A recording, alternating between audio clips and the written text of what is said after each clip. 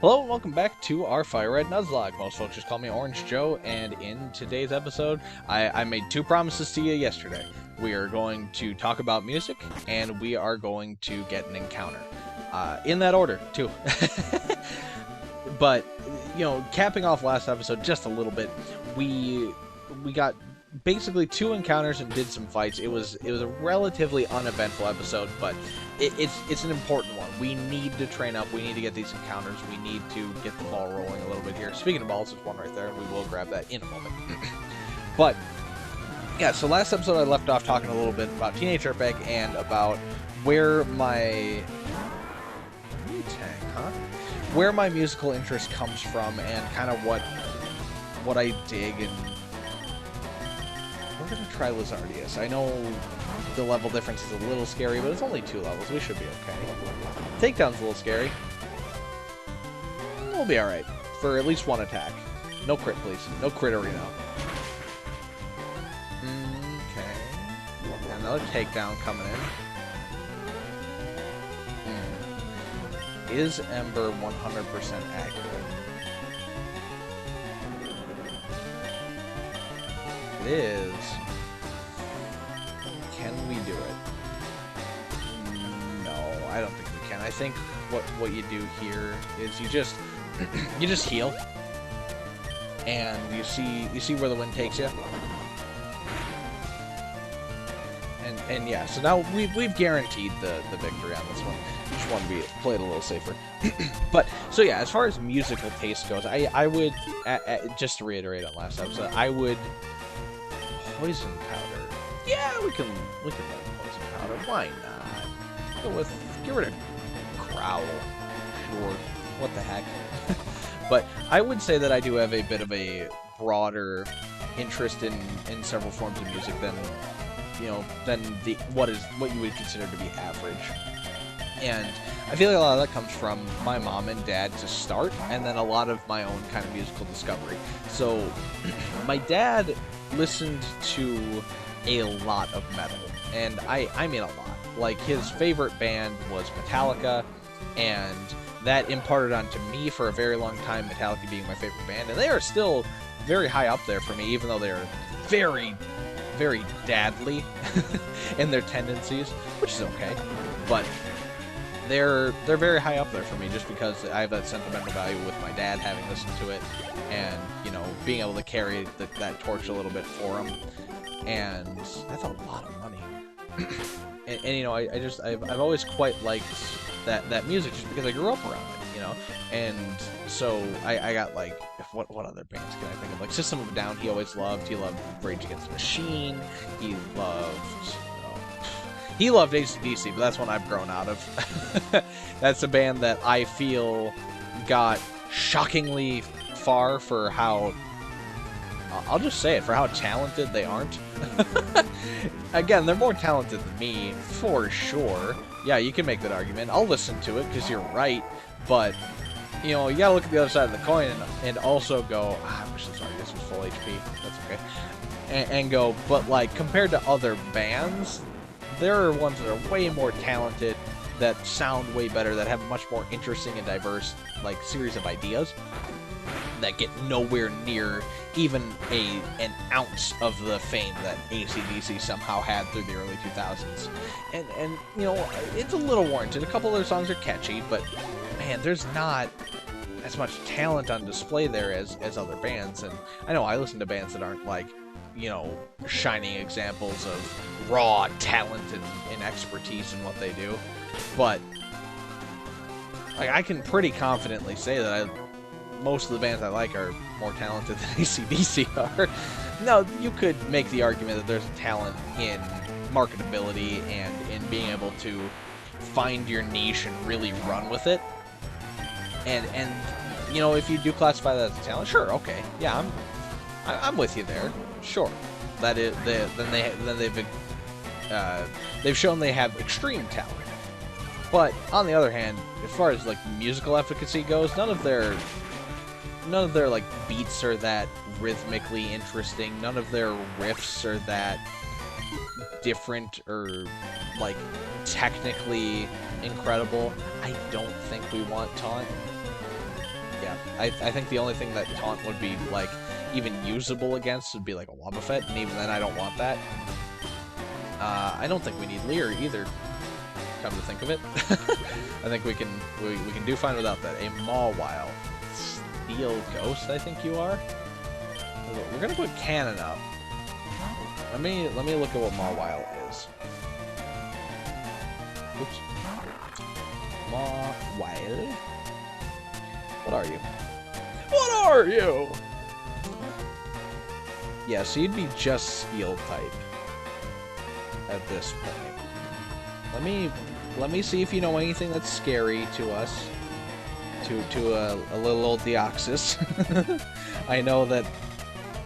I know you're probably thinking, oh, it's a Deoxys. What do you have to be scared of? But everything. So yeah, you know, Bite, and that's scary enough for me. You call me a coward all you like. I don't care. I'm not gonna lose Cannon like we lost friggin' what's his name? Seal. we aren't going down that road. I'm not gonna lose another good psychic type to Hubris. It's not happening. I'm gonna let my pride fall before another Pokemon does. You know, we'll sacrifice the ego a little bit. But so yeah, it's just you can. I think at a certain point with bands like AC/DC, you just gotta kind of call a spade and say that they're in the right place at the right time, and they happen to have a sound that really catches for people, and that's great. But you know, I would just say that maybe other bands deserve that recognition a little better, but not at the time necessarily, because at the time I couldn't really name you any other bands that deserved it more. But for now, it is what it is. Looking for a Whismur for a Wooper. No. W sounds there, though. 30 species. I don't think it is, but we'll see. How many? You tell me how many I found. Only 8.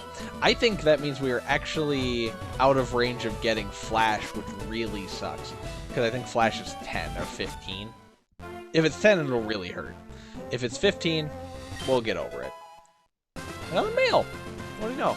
It's not fan mail, so not that important to me. We'll probably just sell it, but it's mail. Hot diggity dog, it's animail. This guy's never won before. Poor bastard. How many Pokemon has he killed? Also, sorry for unleashing a B word upon you so early.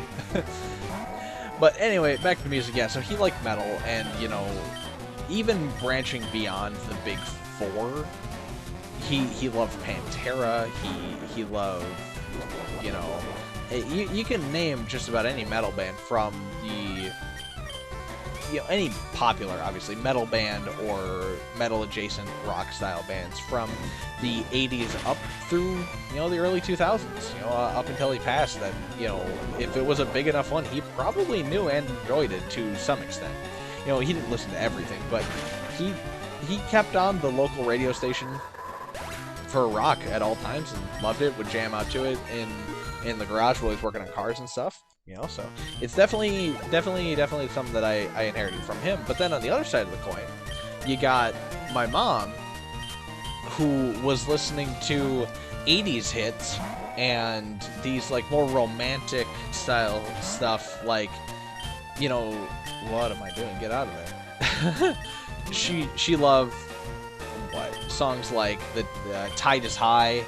She loved you know, one of her favorite bands was Prince, which, by the way, Prince, phenomenal guitarist and the voice of an angel, don't you know? But she also loved, wow, Donphan. What is up with your defense, brother? By the way, Donphan, oh my goodness. Well, I guess strap in for a rather long fight. We're gonna, you know what? We're gonna do some of this. We're gonna make this fight even longer. But no, my mom imparted on me several like lighter things. You know, Matchbox 20 was definitely something that I picked up from my mom. You know, but by the way, last #1 hit of the 1900s, Smooth, by Santana featuring Rob Thomas, and the first #1 hit of the 2000s, so no other you know, no other song in human history will be able to say that it was the final #1 hit of the previous millennium and the first #1 hit of this millennium, other than... Uh-oh. Okay, that flail scares me a bit. I don't remember what it does. All I know is it can kill me. I think we just have to keep running into it anyway. But, you know, no other... Okay. No other song can say that. No other song will ever be able to say that until the year 3000, which, by the way, I've been to the year 3000. Not much has changed, but they live underwater, and your great-great-great-granddaughter is doing fine, I assure you. Talk about a bit of a reference for you there. If you know, you know on that one. But we're gonna cowardly heal real quick because I don't know what flail does, and I don't feel like looking it up. I'm on a roll. But you know, there's plenty of other songs that I'm sure I could list from that time. My mom, now here's where I'm gonna diverge from my parents a bit. My mom really liked country, and she still quite does. And I ended up from that liking older country than she does. And you know, you can argue whether or not you consider these people country or not. But there's, you know, Johnny Cash is the obvious one. He's like the most...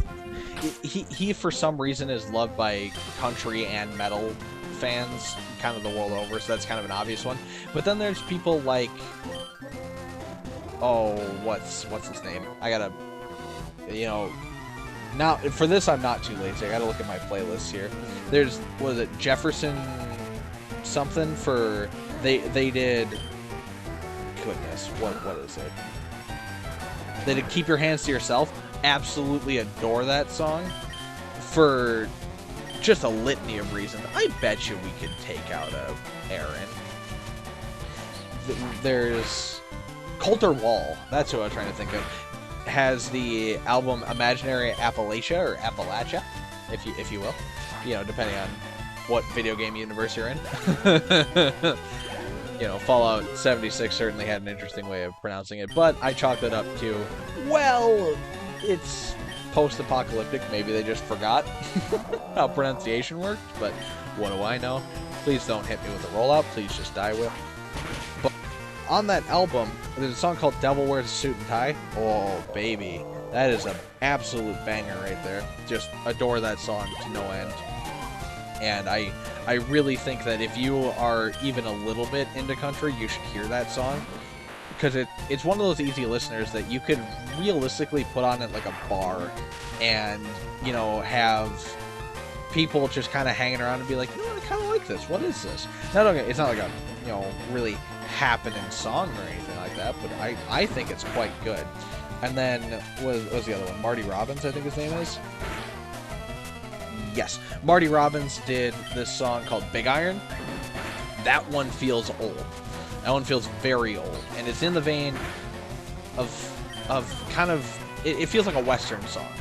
You know, and Johnny Cash has both those too. You know, if you move past the... We're getting a little low on HP here. I know I've just been talking through that. Believe me, it hasn't escaped me. But if you kind of look at Johnny Cash's songs, where you look at not just his most popular ones, or even his covers that people like so much, like he did that 9 Inch Nails cover for Hurt, which I love both versions. Call me crazy, I actually think I like 9 Inch Nails, like the original version, more, but not by much. I quite like both. And then he covered Soundgarden for Rusty Cage, which that one's tough. I love both versions of Rusty Cage.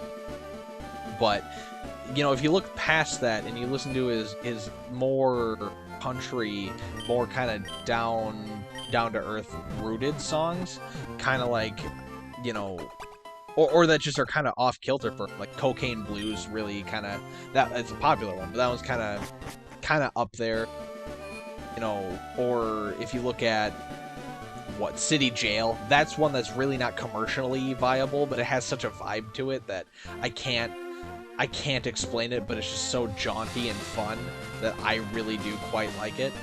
And who haven't we fought in here? I think is that everyone? Yeah, I think we fought everyone. Neat. All right, well, did all the training we could here. Yeah. But, you know, if you're into the weirder side of Johnny Cash, or the more country, kind of older school stylings, heavily recommend checking out Big Iron by Marty Robbins. It's a song that I really like, but, you know, not everyone's gonna dig it. Actually, you know what? Before we do the cave, I know I'm being a tease, but we're just gonna fish here just to see if it's a Meganium over here too, because I don't think it should be. I think it should be something else, and I want to peep it. You know, who knows what it could be? Could even be a boat. As I say, Pokemon's on the hook. What do we got? If it's another grass type, it's a Farfetch'd. What do you know? That's right. Thank you, Farfetch'd, for reminding me. See ya. I'll spare ya. We're gonna you're gonna hate me. We're gonna go do something else. We're gonna talk to the person who normally requests a Farfetch'd for trade and see what they want. Hello, do you have a Tyrogue? Trade it for your Charmeleon. If we ever get a Tyrogue and just want a second Charizard, there we go. We're gonna talk to this guy and get the bike voucher too while we're at it. Let me hear him talk about Rapidash. Could he be the first furry? There's a chance.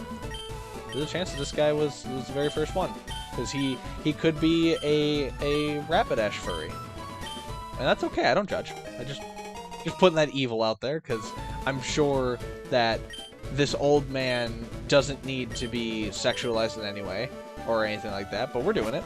We're going one step beyond here. You know, one step beyond what is acceptable when talking about a children's video game. But so we're gonna get the Diglett's Cave encounter now. This has a chance of being like a level 30 something, or like 29 or whatever. So we're gonna play this one a little close to the chest. Fingers crossed that it's not an insanely hard catch. A Hypno, and it's level 21. Okay, you're scary. Gotta admit it, because you know Headbutt. Oh, please poison. You missed. Heal. Don't like healing this early, but that Headbutt did a lot more damage than I would have cared to, and I think it said it was a crit. Yeah, okay. So we're gonna Poison Powder now. Okay, that's scary, but we're regular grass, we're not grass poison. Okay, Poison Powder going off, that's good. Good, you love it. You love to see it. I think what we're gonna do, we're gonna put up a Reflect, because Reflect should help the whole team. I don't really use Reflect or anything like that, so we'll see. I don't know. I mean, I don't really know a whole lot about Pokemon tech. And then we're gonna switch to Tigro. I'm debating hitting him with the Thunderbolt. Another poison gas coming in. You hate to see that. We can heal through it and we'll be fine, but I hate the double poison. But we'll stick on it. And you know, I think we're just gonna start Hawking Balls, which we only have 8. Kicking myself for that one. But being fair to myself, because no one else will be, and I deserve not to be fair to, but being fair to myself, we don't super need another Psychic type. Now, having a backup, like I said for Juggo, is never a terrible thing. But it's... Never mind. I'm a genius. Didn't need more balls, actually. Why do you ever doubt me? So we caught a Hypno. I was just gonna say that, like, you know, it wouldn't be the worst thing in the world if we didn't catch it, but I'm glad we did, because it's always good to have backups, and you know what?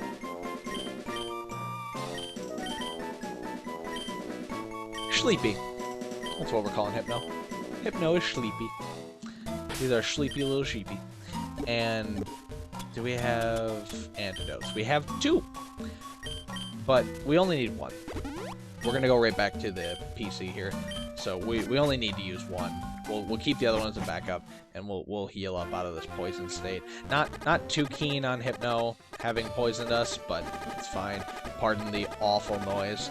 But we'll heal up, and the world will be fine again. But yeah, so I imparted on myself from my mom's, you know, liking of pop country, which I do not care for.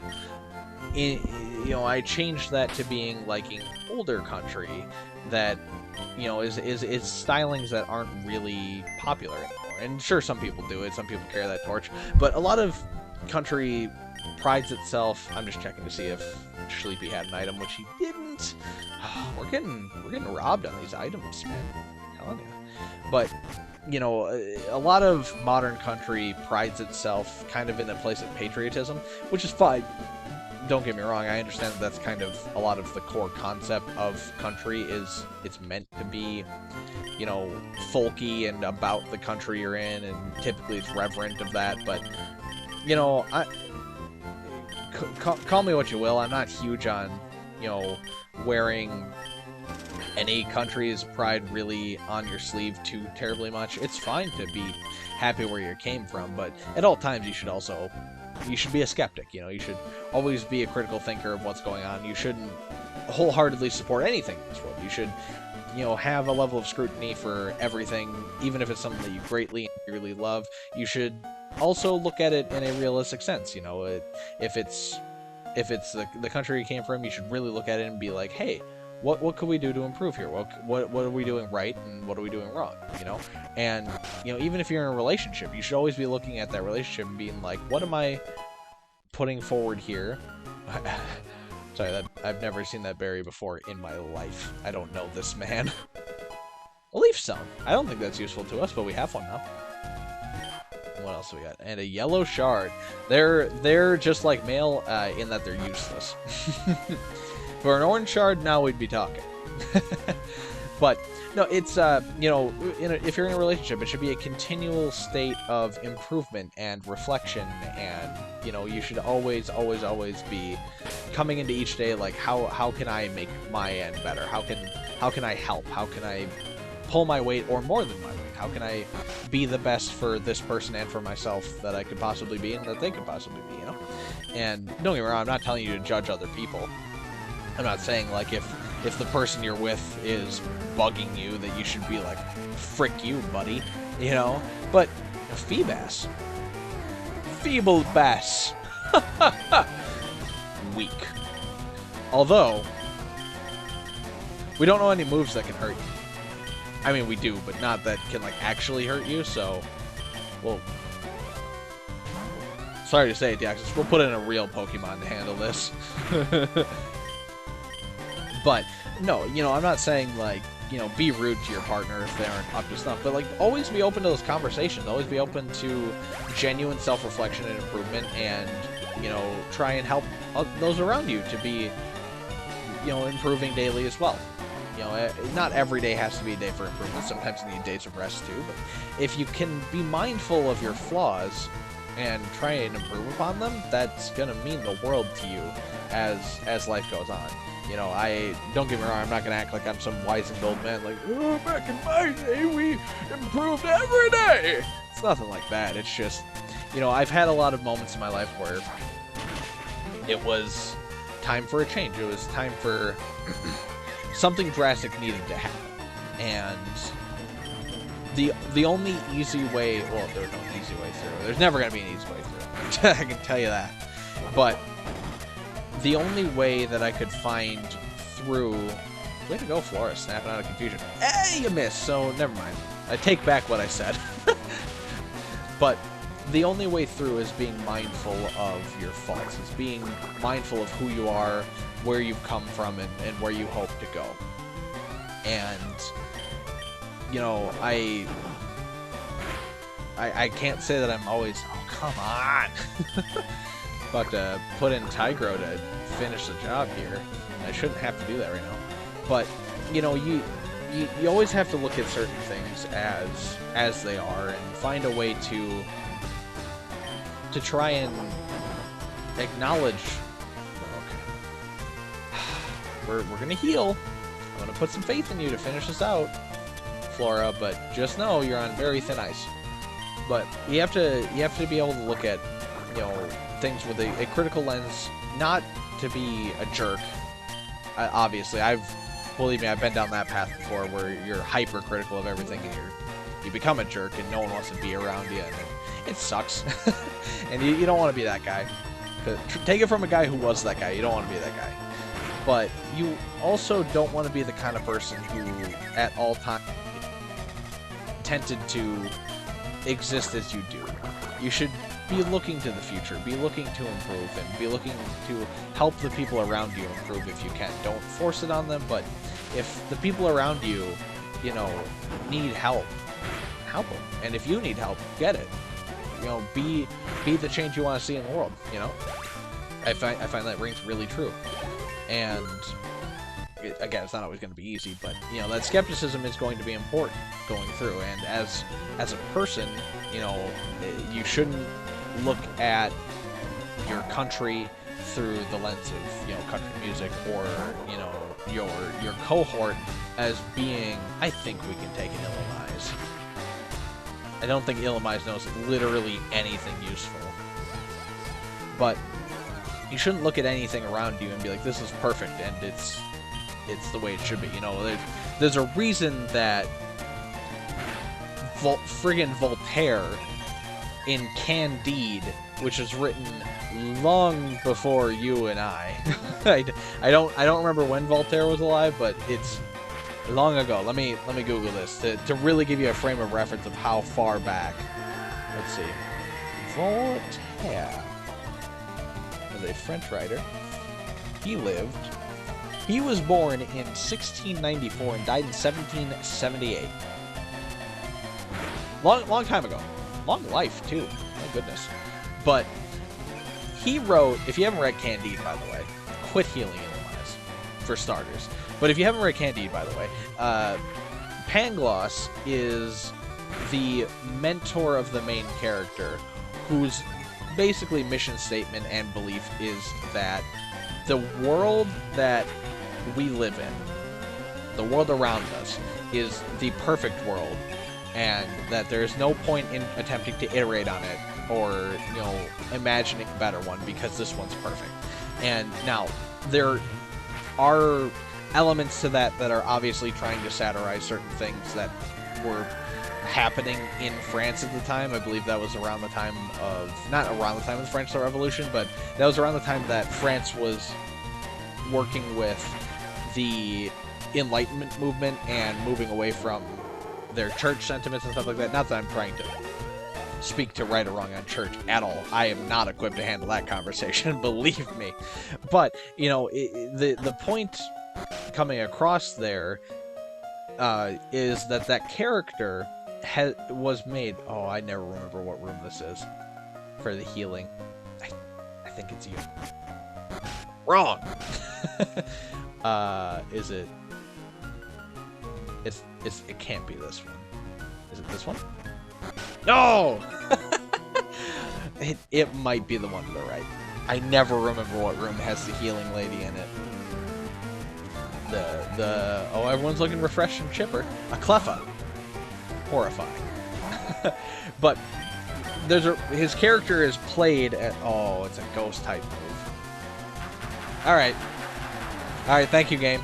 Thank you for making fun of me to my face. I appreciate it. But there's a reason that character is played as kind of a joke character. He's made to look ridiculous for thinking that this world is perfect. And the book itself is, you know, is really satirizing that whole concept by being quite morbid. Absolutely. Across the board, it's like, hey, check out this really messed up stuff that's happening. You know, or like, it's, you know, it's made up, but it's the main character is like really struggling with it, because he's like, you know, this guy who's way smarter than me tells me that everything's fine, but man, I don't feel like everything's fine. And that's something that I feel is an important lesson then. It's an important lesson, you know, 100 years from then, 100 years after that, and now.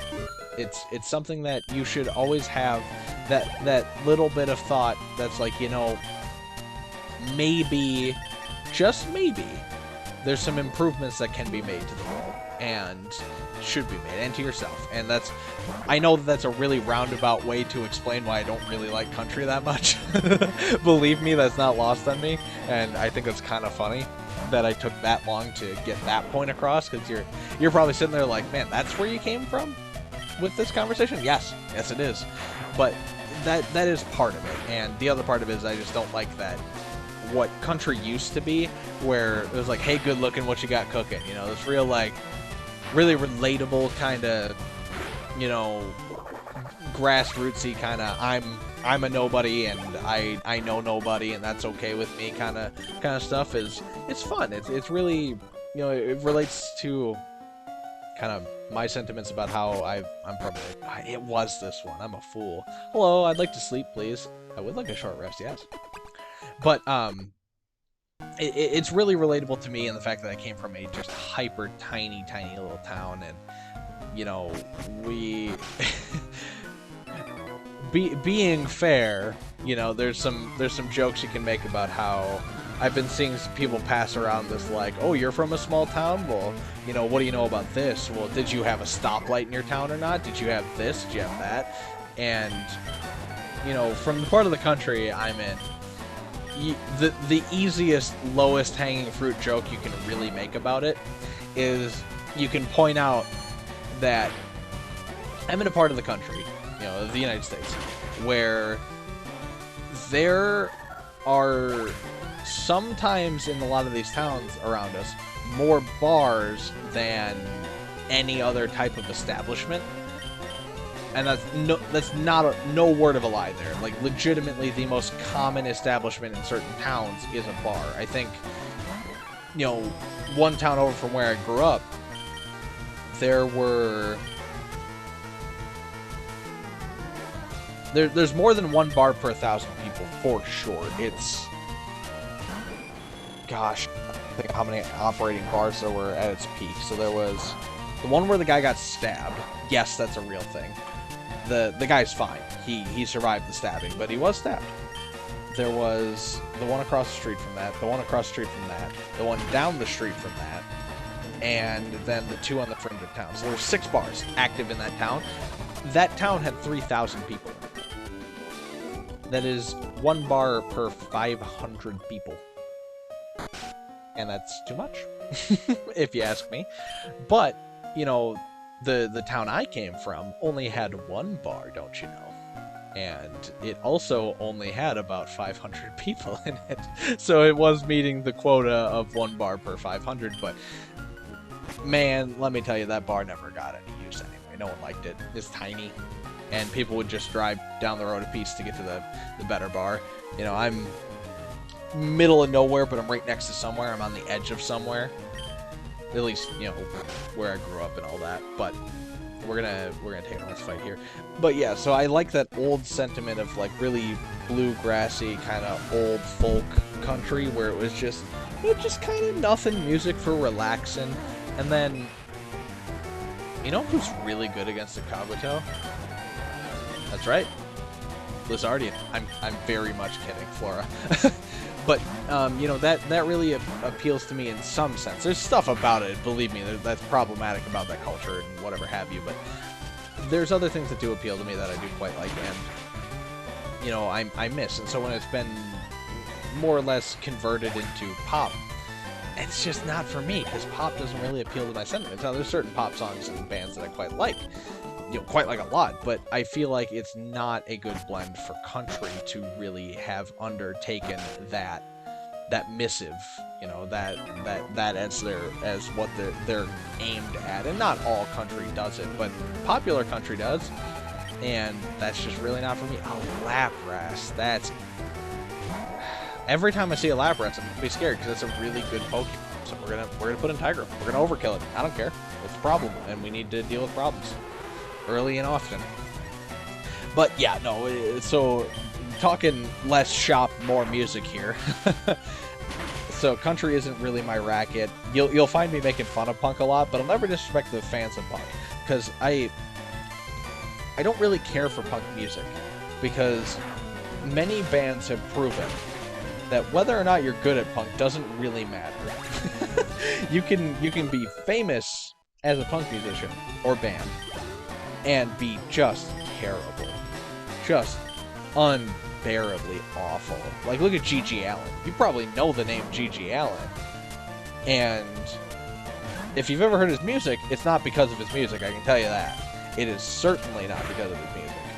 It's because he's a nut. And that's really not all that punk is, don't get me wrong, but okay. Well, Fable. You know what? We will delete you. in the words of Matt Hardy. But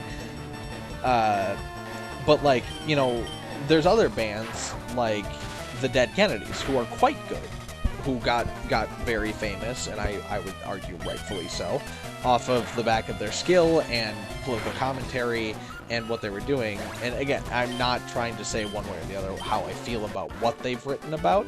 You know, none of the bands I'm talking about necessarily do I endorse their message, but their music, on the other hand, I can get behind. Milk Drink. I don't know how I feel about that one being on any Pokemon that isn't a cow, and even ones that are cows. Heals the user by up to half its full HP. It can be used to heal an ally. Man, that's really disturbing to put on any Pokemon. I think I'm just gonna walk away from that problem, and we're gonna end up selling that, so I don't have to think about it ever again. We're gonna get a couple more battles in this one while I'm finishing up a couple thoughts here, and then we'll move on. You know, because this episode's it's gonna be a little long. Sorry. hope you're here for the ride, because this one is gonna be a little long. It is gonna be the last one in this session for me too. So I'm just trying to get out all the nonsense thoughts I can while I can, more or less. But you know, I will always respect punk because, you know, regardless of how you feel about the genre, its fans are some of the most creative people on the planet. Like, I don't care for the music, I don't really care for the scene of it, but man, you go to a punk show and just about everyone in that crowd plays punk and is in a band. And like, you know, obviously, again, as I said, that doesn't really dictate how good you are at anything. It doesn't mean they're good at it, but they're doing it, regardless of how you want to look at it.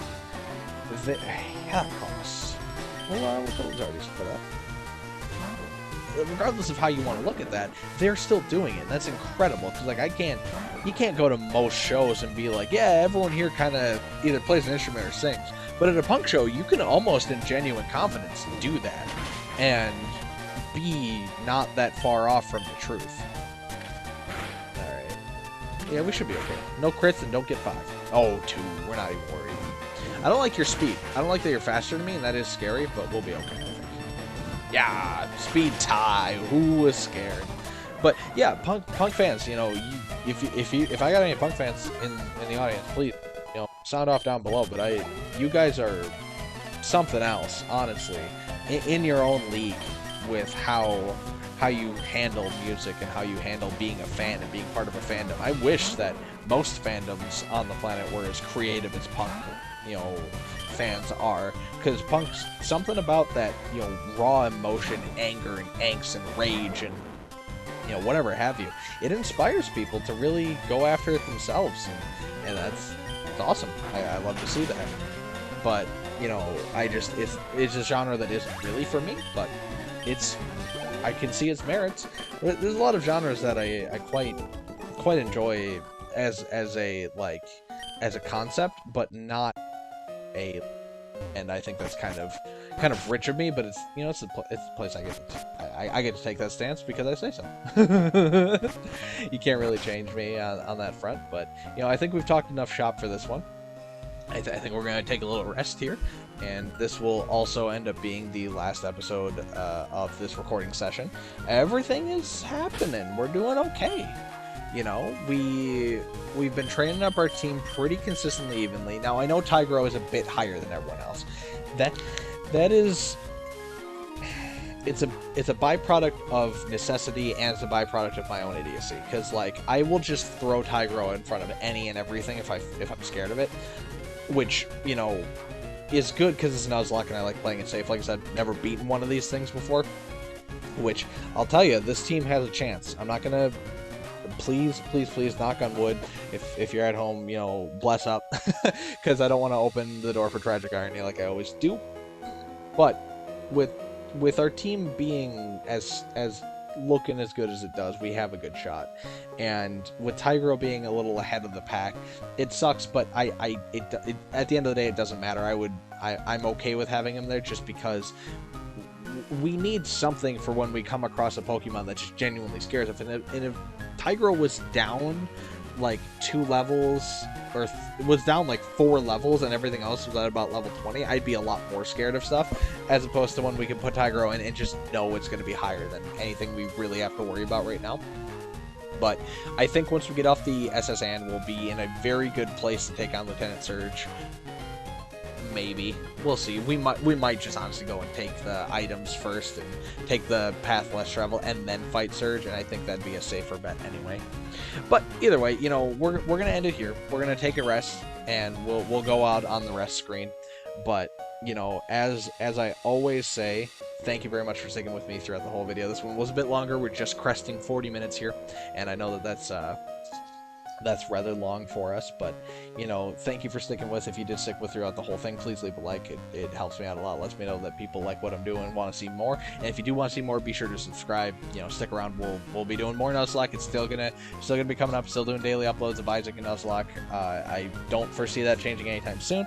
With me going to college in 2 weeks, there's a chance that it may spice things up a little bit, but in the intervening weeks, I'm going to take as much time as I can to be recording these. I'm going to try and take more time out of my day to be recording, just to try and keep up, record more episodes, get more ahead of it, and then, you know, I'll have much more of a cushion as college sort of kicks off and I have more things on my plate. But for now, we're doing good. We're keeping ahead of the pack, and we're doing well. As I said before, be sure to comment down below for anything I talked about in this. If you want to disagree with me about music, please feel free to.